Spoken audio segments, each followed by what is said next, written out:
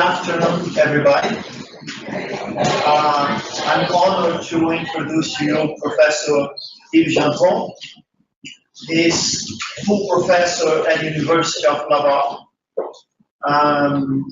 We invited him to talk about how to think critically, mainly on accounting subjects, and he accepted our invitation, kindly accepted our invitation. I met him in Brazil last year. Professor Diana was there, and I was surprised to meet him there because he's very productive researcher and famous on critical thinking and critical research on accounting. Currently he's co-editor-in-chief of Critical Perspectives on Accounting, and he published dozens of articles in many top-tier journals. So I'm honored to introduce you, Professor Yves Gendron. Professor, the floor is yours. Thank you. Okay, thank you, Andre. I want to make sure that people are able to understand what I said. So do you hear me? Yes, sure. Yes? Okay, and the sound is good? Okay, excellent. Okay, so bom dia. I'm happy to be from a distance with you all. So when Andre contacted me, I immediately said, yes, I want to be involved in this because I care about qualitative research, and I feel that this kind of research needs to be promoted in many, many ways. This is an unusual experience from me. I'm not a TV star, so I look myself on the screen now, and I have a vague idea that there are people in the room out there, but I don't feel you, and I don't really have eye-to-eye contact. So I will try to do my best to be interesting, but there are some limitations due to the technology. So I will basically rely on my slides, although I want to make a kind of introduction before. But these slides basically aim to reflect on the nature of critical accounting research. And by the way, I would like you to reduce your expectations in thinking that maybe you will have clear answers at the end of my talk regarding what is critical research. I want to provide some guidelines or reference, but no clear answers. This is what critical research is, in a sense, being flexible, malleable. Okay. I thought it would probably be of interest for some people who listen to me to have an idea of how I developed as a qualitative researcher first. Then we will talk about my journey into critical accounting research. So basically, I'm a chartered accountant. So I worked for 6 years after my undergrad studies for Deloitte and Touche. Eventually, I began to teach internally in the Deloitte's office where I was working, so from time to time, and I found that, well, I like this. So I decided to reorient my career on academia, So I went to a PhD program without having any clue what's a PhD. And without being aware that there were differences between PhD, that there were paradigms.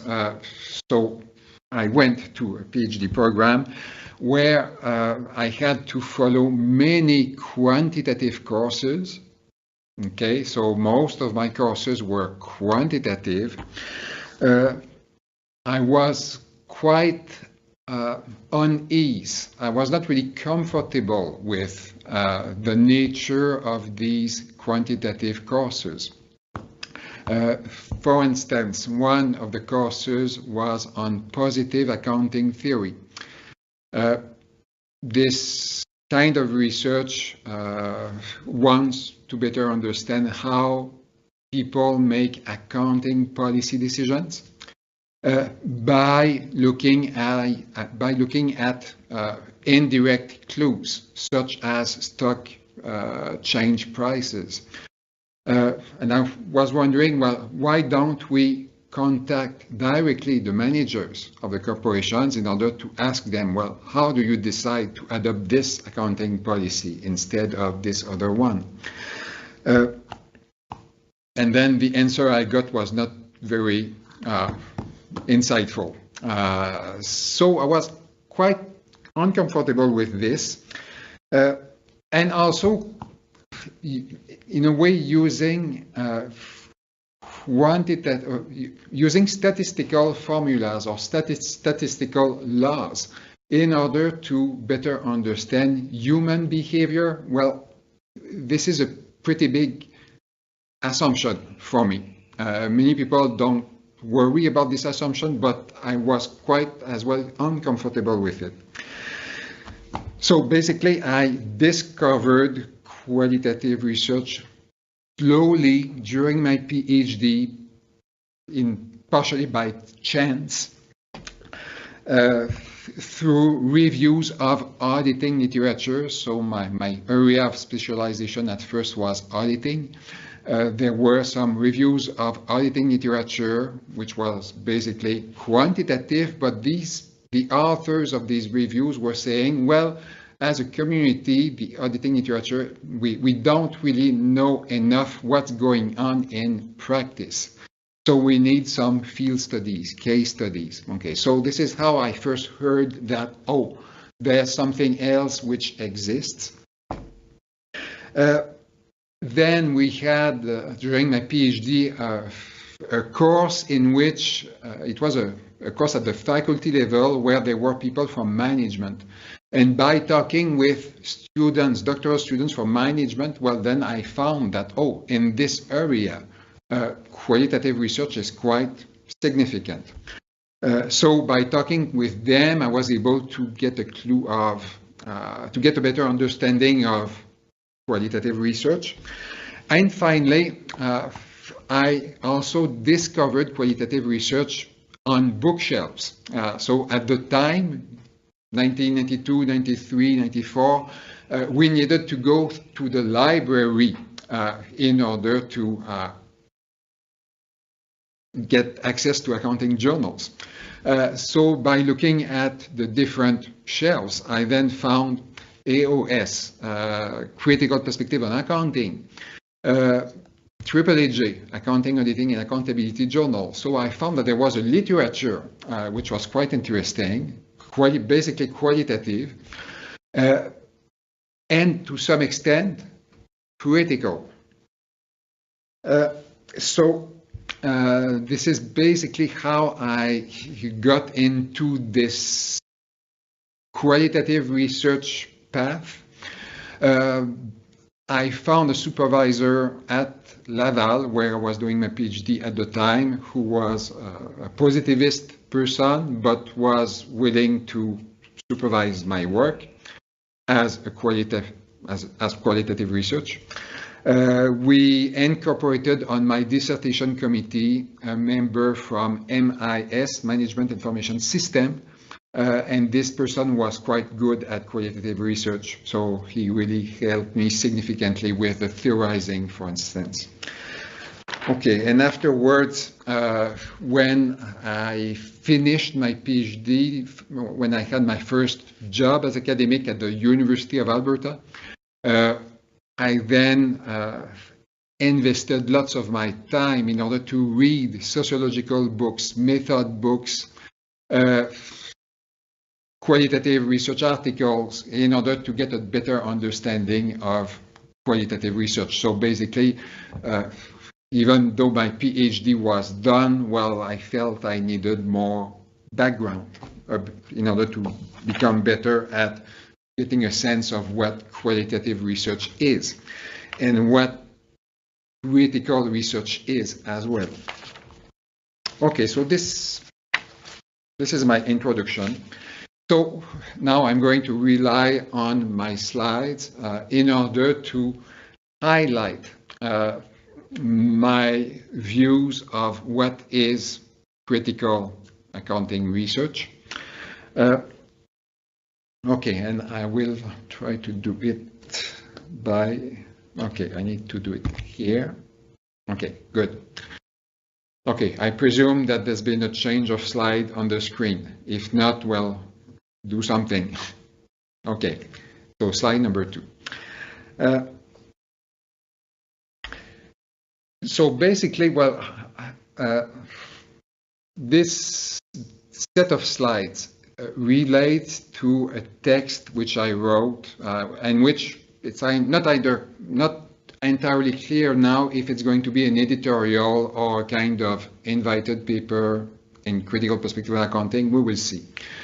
But I wrote it 2 years after having been nominated co-editor-in-chief of Critical Perspectives on Accounting.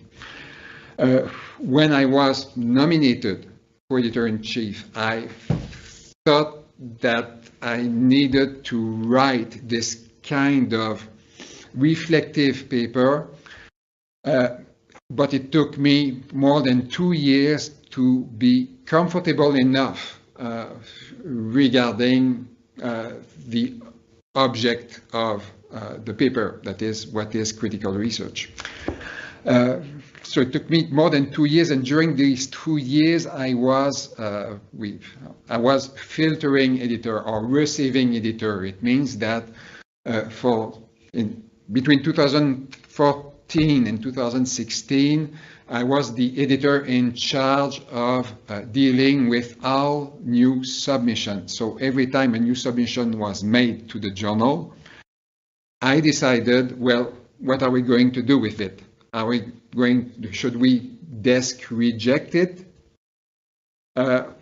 Should we send it to one of our associate editors, who is then going to select reviewers and blah, blah?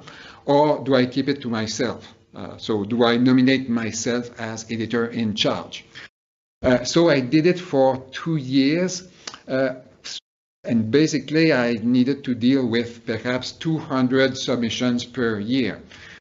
So this provided me with lots of thinking regarding what is critical research, because the question, what is critical research, relates to the boundaries of accounting research, of critical accounting research.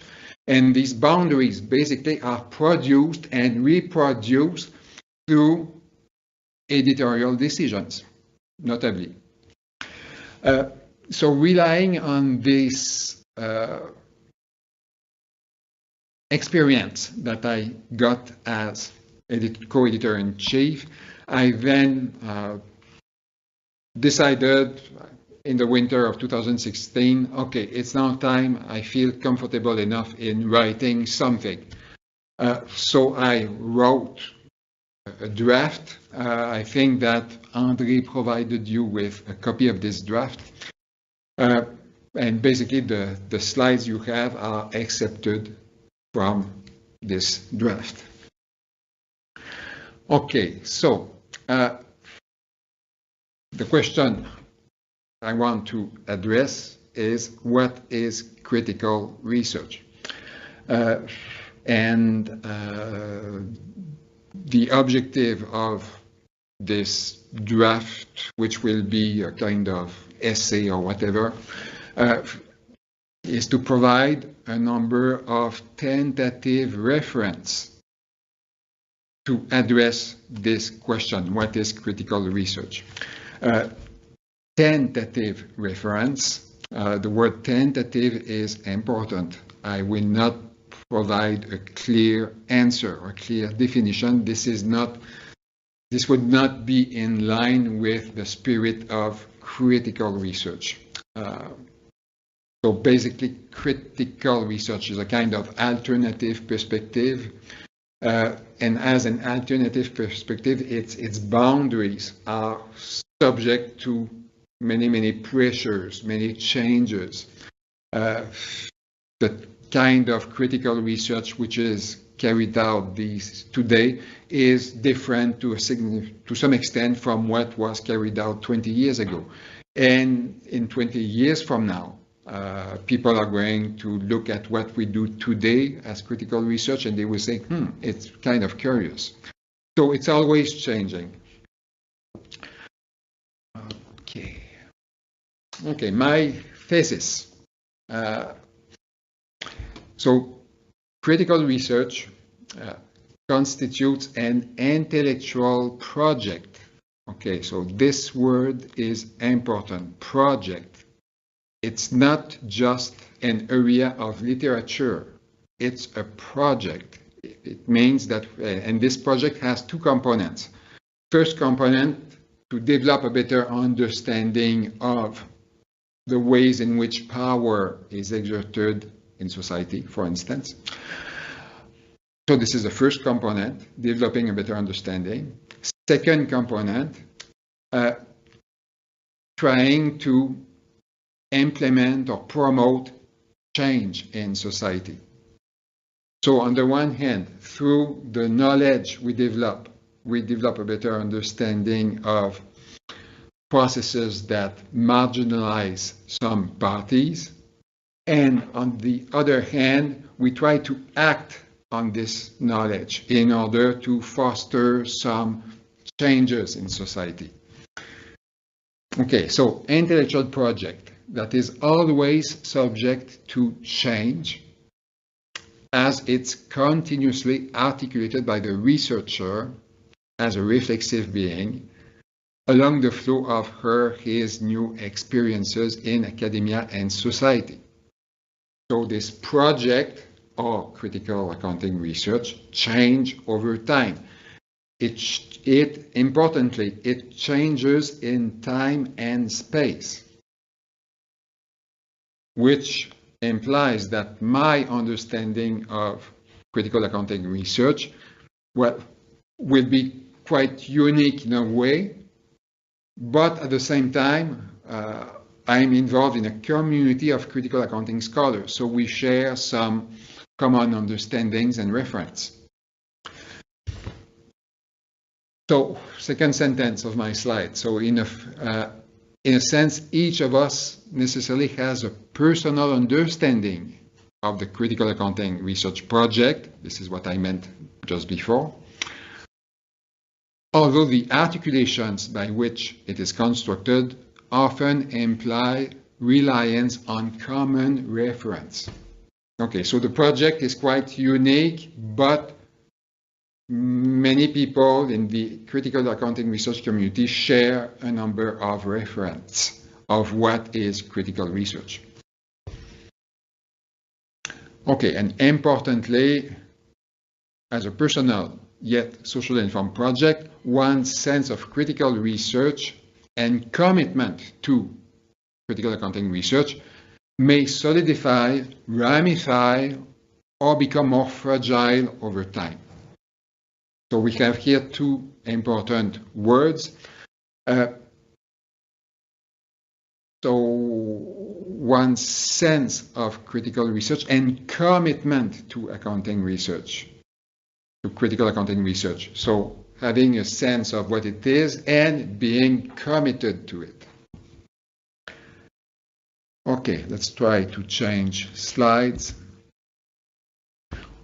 Okay, so some of you I thought at this point it would be useful to have a sense of how some other people make sense of critical accounting research.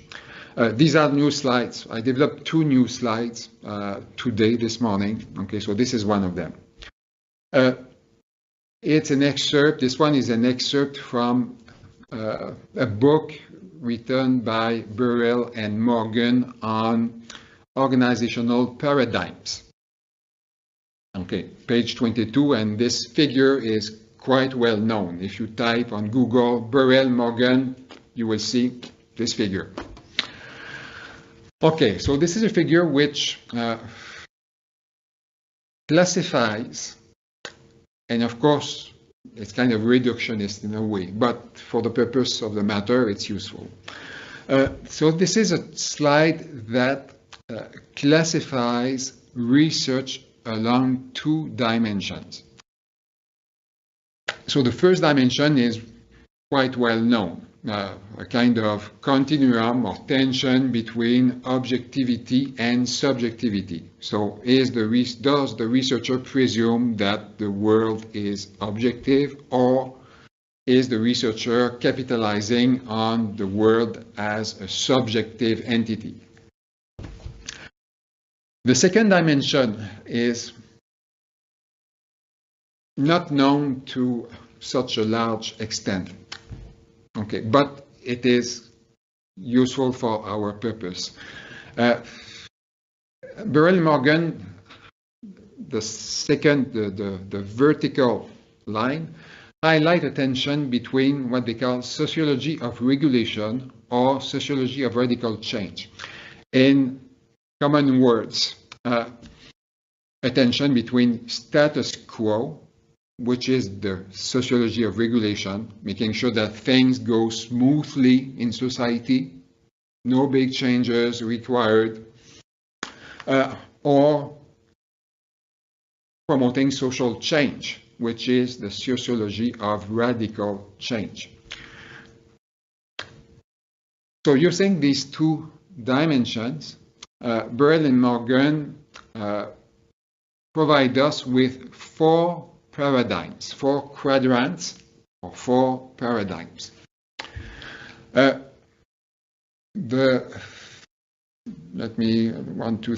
4th quadrant is called functionalist research. I'm going to explain in a few sentences what it is, okay, just because typically critical research is trying to distinguish itself from functionalist research. So functionalist research is basically predicated on a positivist perspective. Basically, people presume that reality exists outside of our minds, and that the researcher, if he or she has the right methods, will be able to develop knowledge about this external reality. And the method which people in this paradigm typically use in order to understand reality, which is external to us from the viewpoint of this paradigm, so this method is the hypothetical deductive method. So basically, people provide or invent, so people provide hypotheses, and then they test these hypotheses using data which is coming from reality, and then reality will speak if the hypothesis is supported or not. Okay, people who do it, typically, they will not view themselves as being agents of social change. Okay, and most research in business is basically functionalist. People who are trying to better understand the world through hypotheses, they don't want to promote big changes in the ways in which business is carried out or business is regulated. So they're quite happy with the status quo, although from time to time they may promote some minor changes in the system. Okay, so this is a functionalist paradigm. Okay, now let's talk briefly about the interpretive paradigm, which is quadrant number 3, if my memory of mathematics is adequate. So interpretive paradigm. People there they don't view reality as being outside of us. People in the interpretive paradigm are interested about developing a better understanding of what people surrounding them have in their heads. Okay, so basically, the object of study is made up of people's thoughts, what they think, what they feel, what they do. And the basic objective is not radical in the sense that the interpretive researcher will not seek to promote significant changes in society. It's knowledge for the sake of knowledge. Okay, and then the 2 quadrants above, those which begin with radical, well, this is critical research. And there are 2 basic types of critical research, which makes things complex, complicated. Okay, in quadrant 1, radical structuralist. So here the researcher presumes that reality is outside of us. It exists outside of us. But this reality marginalizes a number of people. And we should do something in trying to change it. So here, the viewpoint is objective and radical. A number of people carry out critical research this way. One of the best examples is the theorizing of Pierre Bourdieu. I think Bourdieu relates quite well to quadrant 1. Okay, now regarding quadrant 2, radical humanist. So in this paradigm, people are interested about people's thoughts, feelings, behavior, but they want to better understand what people think for the sake of promoting somehow radical change. So destabilizing status quo. Okay, so I thought that this slide would provide some background on what is critical research from the viewpoint of Burrell and Morgan. Okay, now the next slide I also developed. Oh, it's basically too small. I cannot see anything, and I guess that you cannot see as well. So I'm not really going to comment on it, given that it's too small.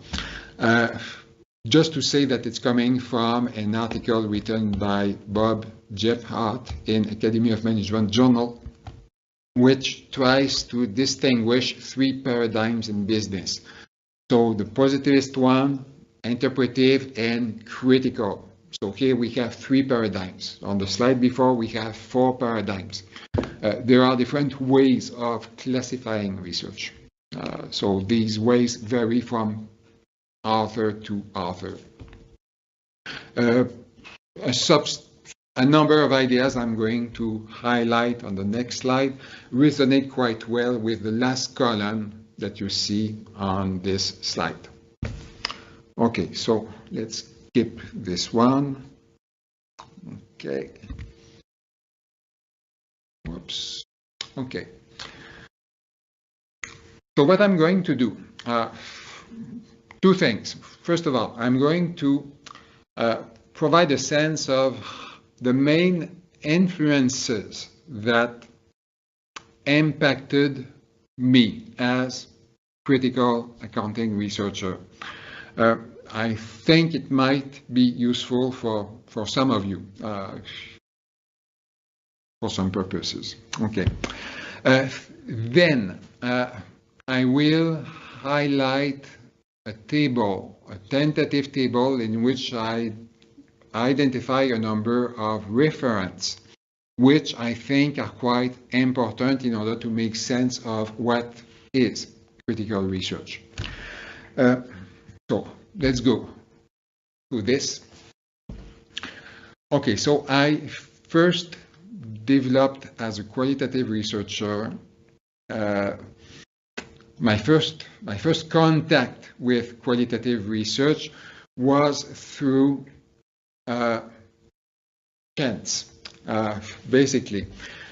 So I found some issues on the library bookshelves of critical perspectives on accounting, and I opened the journal, and I was then quite interested at the time in auditing, and there were a number of quite interesting auditing articles, especially one where the author was really criticizing the ways in which positivist people were developing knowledge on auditing. And well, what this author was telling in the paper really resonated in me. I had the same concerns, basically, but well, she was much better at articulating them than I. But I found it was quite interesting, intriguing, and this is basically how I discovered the area of critical research. Okay, so through an interest in auditing and the ways in which some authors were quite concerned about the ways in which the mainstream of auditing research was carried out, and also the ways in which some authors of critical accounting research were quite critical of the accounting profession.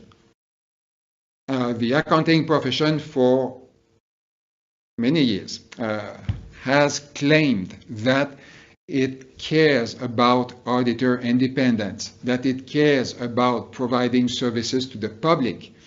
But a number of critical researchers went on the field, having interviews with auditors, partners, managers, etc. And basically, people, when they were talking to them, were not really telling them that that they had a keen interest in protecting the public, for instance. Instead, well, it seems that the main preoccupation of these people was to make money. So where does auditor independence fit into this? Okay, so this is also one segment of critical research which was quite appealing to me at the beginning when I was a doctoral student. Okay, then I did my thesis, which is basically interpretive, so qualitative research, interpretive perspective. I did not seek to promote big changes in my dissertation. I went back to the world of critical accounting research after my PhD, where I discovered Foucault's work. So the main area of theorizing which got me really involved in critical accounting research is through Michel Foucault's work. This is quite different from other prominent critical accounting researchers who typically get into critical research through Marx, through the work of Karl Marx. not me. Basically, it's Michel Foucault who got me into a kind of theorizing, which is quite consistent, I think, with critical research. But this was not obvious. So my first contact with Foucault occurred in a small conference during my PhD, around halfway through my PhD. So I was at year 3, I think. There was a small conference in Kingston, Ontario, organized by someone known. His name was Norman McIntosh. And I don't know how he got my name, but he invited a number of doctoral students, all expenses paid, to go there in Kingston, Ontario, and participate in a 2-day workshop on critical research. So I went, given that everything was paid as a doctoral student. It was a generous gift. So I went there. And then many people, prominent researchers, were talking about Michel Foucault. Well, this is a French name, and I did not have a clue who is Michel Foucault. So when I got back in Quebec City at Université Laval, I went to the library, and then I found a few books by Michel Foucault. I opened one, I began to read, and after 20 pages, I stopped, understanding nothing at all, put it there, went away, and then no more Foucault until after my PhD, where I had, it's a kind of complicated story, but I had to, during a postdoc at the University of Alberta, I was following a course, a discourse analysis course, and 3 books by Michel Foucault were required readings. So then, well, I did not have the choice. I needed to read this. But this time, well, I made sense of a number of ideas. I would not say of all ideas, but of a number of ideas. And I really liked this lens or this perspective or this kind of critical research. So my second axis of articulation is called Foucaultization. And who was Foucaultized? Well, basically me. My interpretive schemes were basically Foucaultized through the reading of Michel Foucault's book. And these books really inspired me in many ways. 2 books especially, Discipline and Punish first. So Discipline and Punish. And secondly, I think it's called in English, History of Sexuality, Volume 1. So in History of Sexuality, Volume 1, he talks about power and how power impacts the minds of people, discourse, blah, blah, blah. So from this perspective, and I'm getting back to the slide you see. So from this perspective, critical research engages in the studying of power. So power is central in critical research. So particularly how people come to be subtly influenced by persuasive discourses. So basically the assumption is that every one of us is surrounded by different discourses. Example, a discourse which is really prominent today, overly prominent, neoliberalism. Okay, so there's a neoliberal discourse which is conveyed around me through my colleagues, TV, newspapers, my family. And this discourse is influential and it has the potential to impact people's brain. When we are exposed to some discourses, we may then be affected by this discourse to the point that a number of us may come to believe that some discourses indeed represent reality or truth. For instance, I'm sure that every one of you heard about Donald Trump, right? I'm pretty sure that this guy, Donald Trump, is a believer of free markets, neoliberalism, small governments, reducing the tax rate, and this will contribute to strengthen the economy. It's a certainty. It's not an hypothesis. In his mind, I'm pretty sure it's a certainty. Well, this is a discourse which is highly influential on a number of people, including the current president of the United States. Okay, so these discourses come to be matter of fact. And so basically every one of us is impacted by these discourses. Of course, Foucault says that at the same time, the human beings are reflective. We are able to reflect, and some of us may oppose discourses. So this is important. And Foucault also says that through research, a researcher is able, with the appropriate methods, to examine ways in which discourses influence the mind. So this is important. So as researchers, we have skills, we may have skills, methods in order to make sense of the ways in which discourse come to be taken for granted. And these discourses, and this is an aspect which is important from the viewpoint of critical research, these discourses are not neutral in terms of their consequences. These discourses marginalize some parties, marginalize groups of people. We were talking about neoliberalism. So neoliberalism marginalizes some parties. Well, talk about Greek people.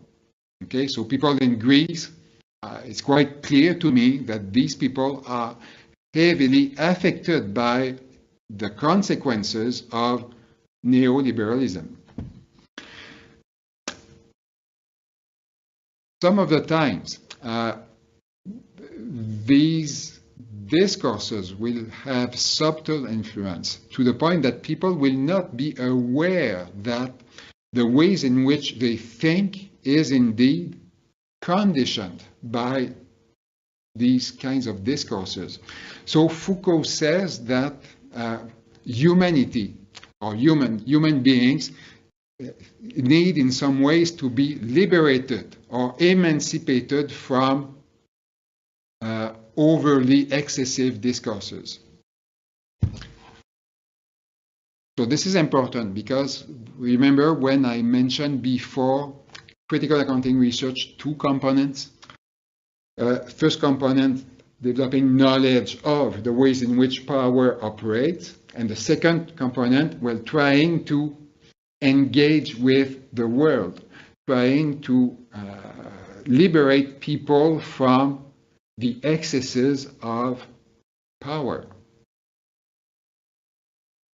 Okay, so basically Michel Foucault had a big impact on the ways in which I view the world and how I view critical research. Okay, next thing, my third axis of articulation.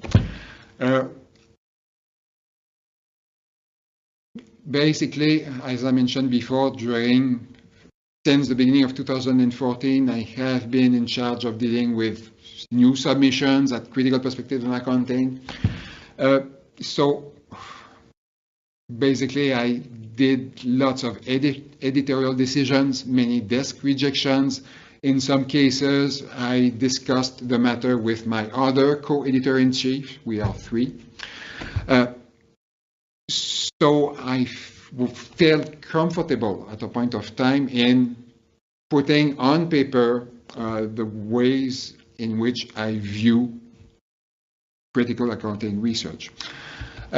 So this is on this slide. Okay, I would not have been able to write this slide 3 years ago. The boxes were unclear to me. For some time, I thought that it would be interesting to compare, using a kind of table like this, to compare interpretive, positivist, and critical research, but it was too complicated. I was not comfortable in doing it. And as we saw when looking at Burl and Morgan's scheme, critical research is quite wide. There are some kinds of positivist critical research, and on the other hand, well, some kind of subjective critical research. Okay, so lots of variation. In spite of this variation, I think that we may, it would be useful to provide provisional reference points regarding critical research. Okay, so what I do here, I identify a number of dimensions, and for each dimension, I provide a reference point, which is provisional or tentative. We need to remember, as critical scholars, we need to be flexible regarding the boundaries of what is critical research. So, in terms of purpose, okay, and I will need to rely on my own computer here because otherwise my screen is too far away. Okay, so regarding purpose, developing a better understanding of marginalization processes in society and in academia, and a basis to engage in social praxis. These are important words. So I used this word before, marginalization. Okay, it relates to power. So when power is exerted, typically someone is marginalized in a way.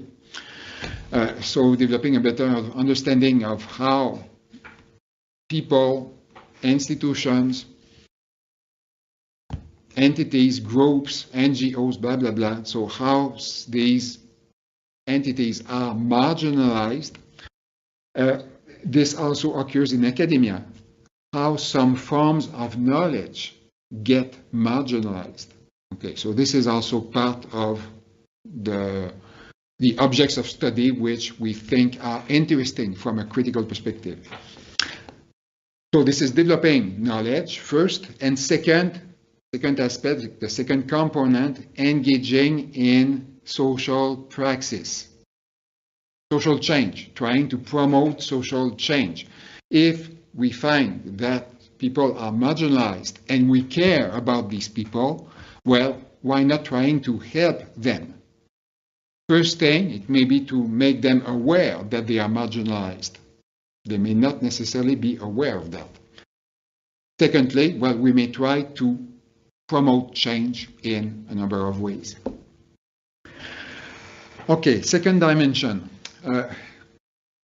Characterization of what I view as the enemy.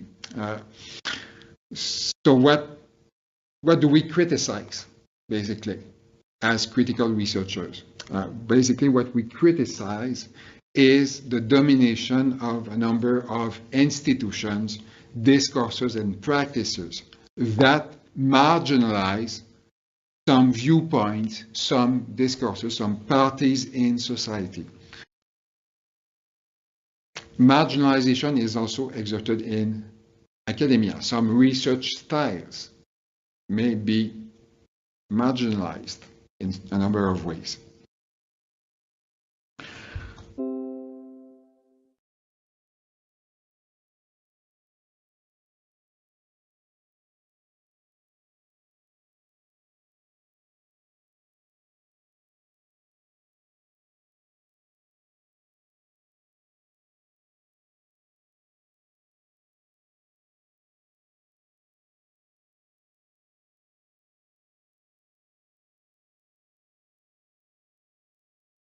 This is basically what they did. On. This is a social construction.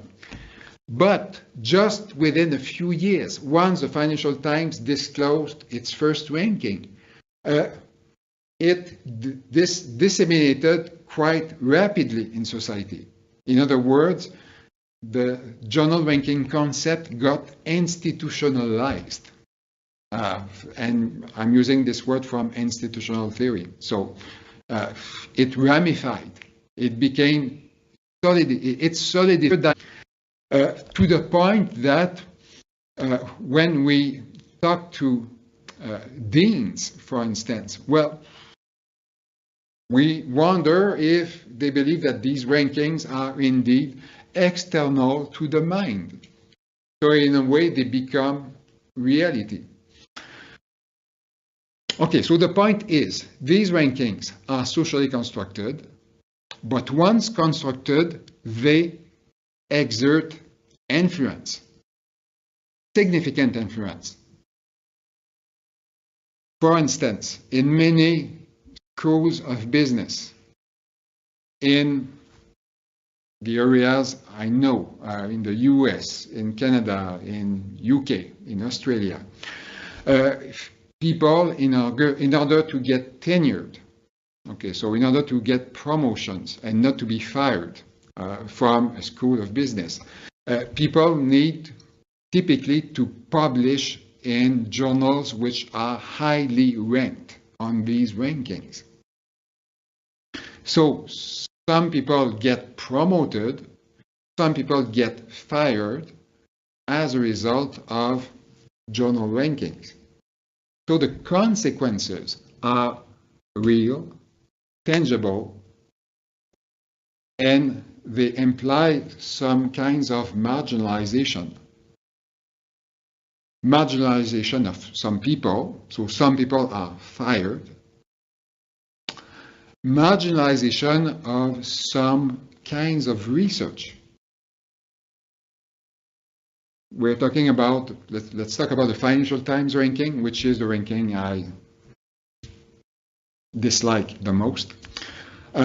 So basically, right now there are 50 journals in this ranking. And basically, you're either in or out. So in business, I think there are, in English-speaking world, 2,000 journals. 2,000 journals. 50 of them are on the Financial Times. When we look at the accounting journals in them, it's quite clear that 3 of these journals, well, 3.5 of these journals share many things. The Accounting Review, Journal of Accounting Research, Journal of Accounting Economics, and to some extent, Contemporary Accounting Research, basically have a view of research where when data comes from the USA, it's better. When people carry out archival research, it's better. Behavioral research is tolerated to some extent, but not that much. And field research, qualitative research, well, try to find qualitative research in the Accounting Review and Journal of Accounting Economics and Journal of Accounting Research, not many papers. So some kinds of research are marginalized out of this. Okay, so the agenda of critical accounting researchers is basically to examine this power phenomenon. So how is power conveyed through journal rankings? How does the mind of accounting chairs of departments, deans, how is their mind influenced by this concept of journal ranking? What influence do rankings exert on people in the accounting research community? Okay, so these questions are important. They matter. Journal rankings has an influence on the kinds of research we do. So research rankings have an influence on accounting thought. This is important, this matters.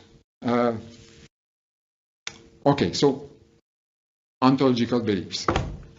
Next thing, and I'm aware of the time, by the way. Okay, it's almost 4, so I will try to accelerate. I tend to talk a lot. Sorry. Okay, so methodological stance. Well, and I talk a lot, and I don't talk very fast because French is my first language, so I'm handicapped in a way, like you are.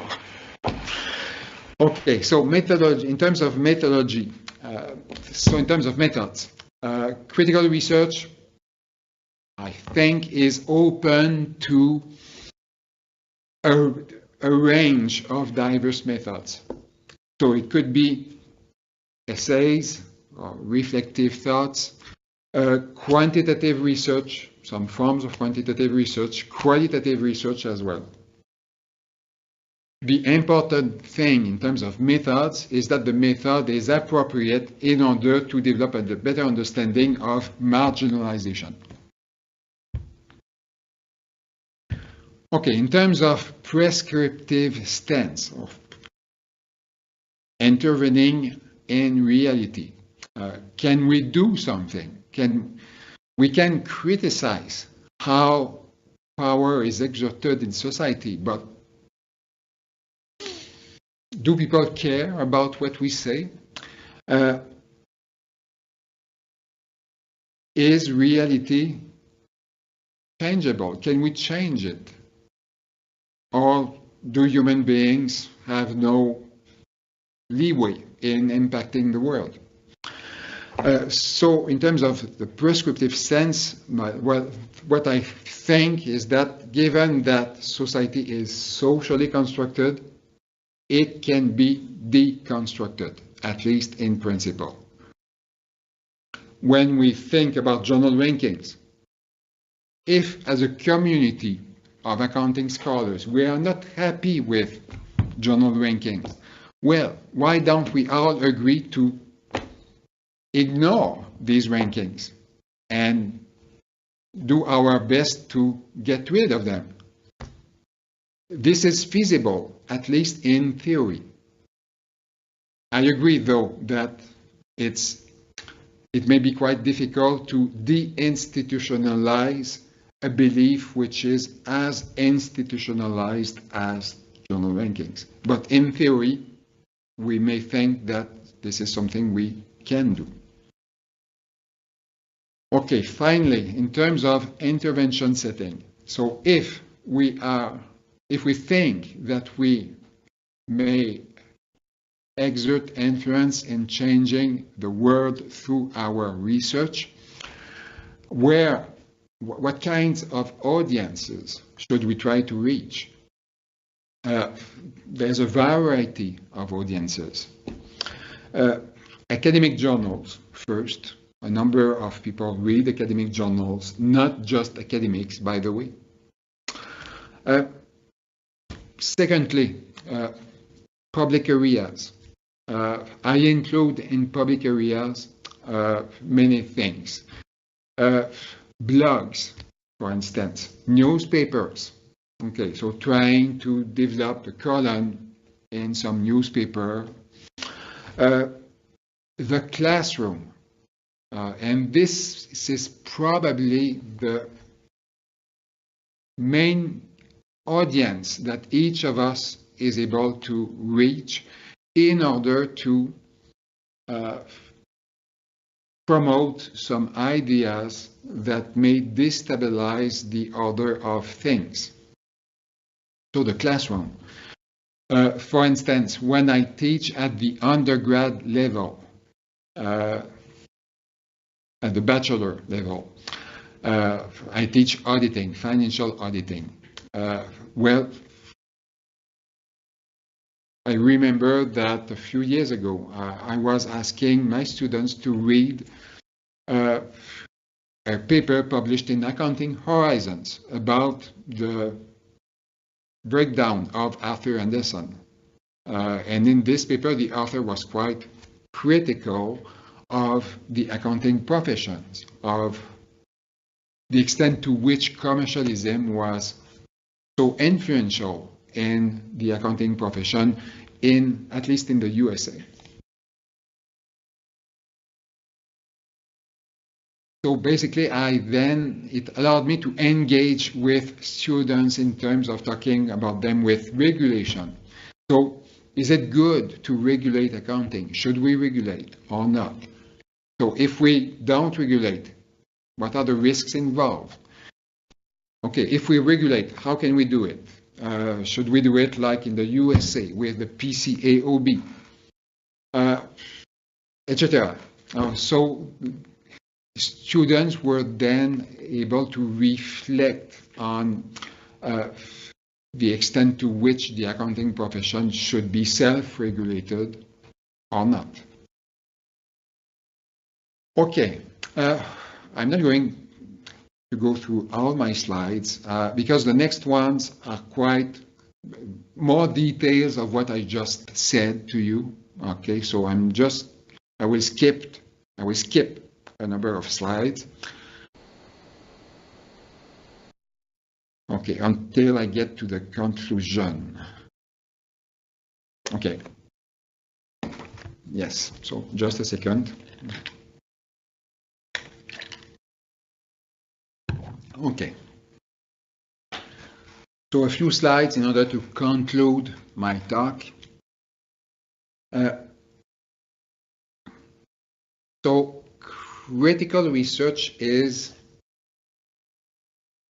a complex domain. It's subject to contradictions, tensions, which cannot be solved. We are inevitably confronted to these tensions. So in the text I wrote, I highlight a tension between receptivity to novelty, being flexible in terms of methods, and at the same time being intolerant about a number of ideas or about a number of ways of doing research. So a kind of tension between tolerance on the one hand and intolerance on the other hand. And this tension varies over time and from people to people. Being co-editor-in-chief of Critical Perspectives on Accounting, every day when I open my computer and we receive a submission, well, I'm confronted to this tension between tolerance and intolerance, which is not necessarily easy to deal with, by the way. Okay, so in terms of tolerance, critical research is not mainstream.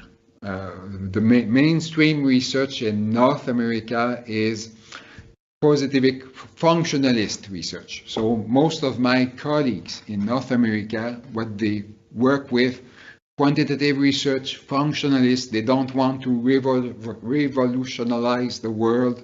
They're quite happy with the status quo, and that's it. A number of us, though, are involved in an alternative community, which is the word of qualitative or critical research. But we are not numerous. We are not thousands. We are hundreds of people involved, not thousands. So we tend to be quite receptive when someone is interested about critical research or qualitative research. Well, we tend to care and to help this person developing a bridge in order to get into our community. So the best example is what I'm doing right now with you. I'm not paid for it. I received nothing for it. But I'm very happy to do it because I hope that perhaps 2 or 3 people in the room I see out there on the screen may or might develop an interest on critical research, may go on the website of Critical Perspective on Accounting and look at a number of papers in order to see, well, what does it look like? And perhaps that this will motivate them to learn more and more about it and become one of us. On the other hand, critical research is not receptive to a number of ideas, especially ideas that help neoliberalism. Well, sorry, I forgot to change this. I knew it would happen. Okay, tolerance, intolerance, this is here on this slide. And I'm now on this slide. Sorry about it. So, on second point, so we are quite intolerant of research that helps to make capitalism or neoliberalism to work better. In other words, critical research takes side, so we take the side of people who are marginalized. I wanted to say at the beginning of my talk, but I forgot, that critical research does not really mean to criticize the literature. A number of people think that when they criticize the literature and they find that there's a gap in the literature, that's it, I'm doing critical research. No, that's not the way it works. Doing critical research is different. We may criticize literature, but as a form of discourse, which may oppress a number of people. Okay, critical research, third point on this slide, is opposed to intellectual dictatorships. We believe that diversity should characterize the domain of accounting research. There should be different paradigms. There should be a plurality of research styles in our different journals. So as a critical accounting researcher, we are really keen to promote diversity.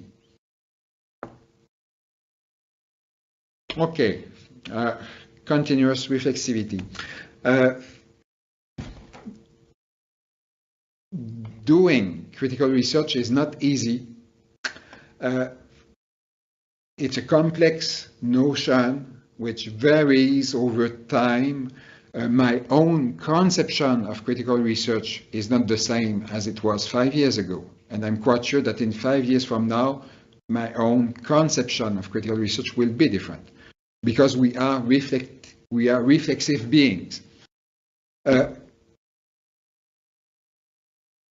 But what I'm saying on this slide is that we need to be careful as critical researchers to think about the ways in which we behave daily. For instance, when we review papers, what kinds of attitudes should we have when we are asked to review a paper submitted to a journal? Should we be intolerant? Or should we try to help the person develop better her or his ideas? So we need to be careful about it. Again, there's a tension between intolerance and tolerance. Okay, and finally, this is my last slide. This is an invitation, basically, for the few of you who might be interested into what I said today, who might already have an interest into critical research. Well, an invitation. Sorry, again, let me do this. I will not do it again. Basically, an invitation to be involved in, to become part of our community of critical accounting scholars. This may be done in a number of ways. For instance, it's important to be aware that during my PhD courses, I was not exposed at all directly to critical accounting research. I developed some understanding of critical research through self-learning, basically, talking to a number of people, well, following a postdoc course on which I was not graded for it. I was just doing it for fun. So just doing the readings and talking about it. And this was enough for me to engage and discover the community. It's also important to be aware that we are not alone in it. As critical accounting researcher, I'm a member of a community. And this community has its own journals. Okay, so most of the critical accounting research articles are published in a number of accounting journals. Critical Perspectives on Accounting, CPA. AAAJ, Accounting, Auditing, and Accountability Journal. To some extent, Accounting Organizations and Society.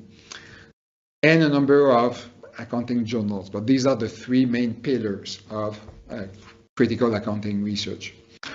We also have conferences. So there's a network of conferences that change from year to year, which operate on a 3-year basis. So for instance, in 2017, the CPA conference is held in Quebec City in 2 months from now. I'm one of the organizers. There's going to be perhaps about 250 people coming from all parts of the world. Europe, especially Australia, Canada, the US, etc. A few Brazilians, I think, if I remember correctly, by the way.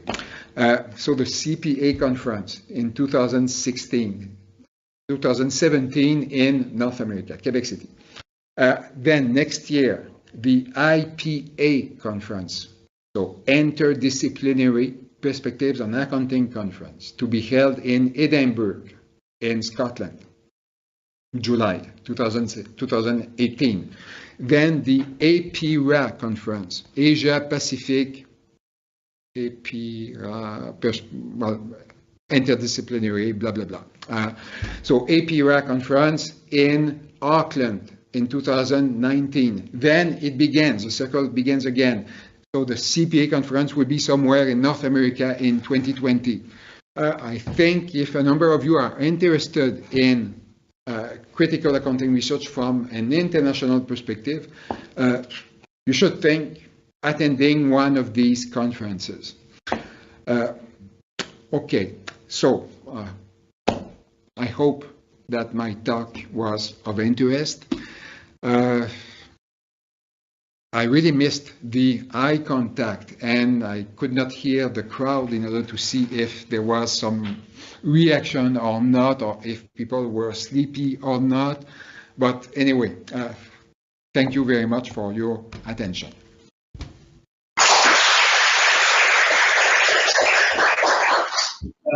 Professor Yves, can you hear me? Yes. I have a question. Please, if I understood correctly, your process to enter in critical research was, I would say, by hazard or by chance. Yes. And if I understood correctly, the discourse can change people's minds and affect sense making. And then, if someone always theorizes the same thing, it will represent reality. Okay. Yes. For example, if democracy is increased by transparency, then it's good to reduce your privacy, for example, in order to protect the equality.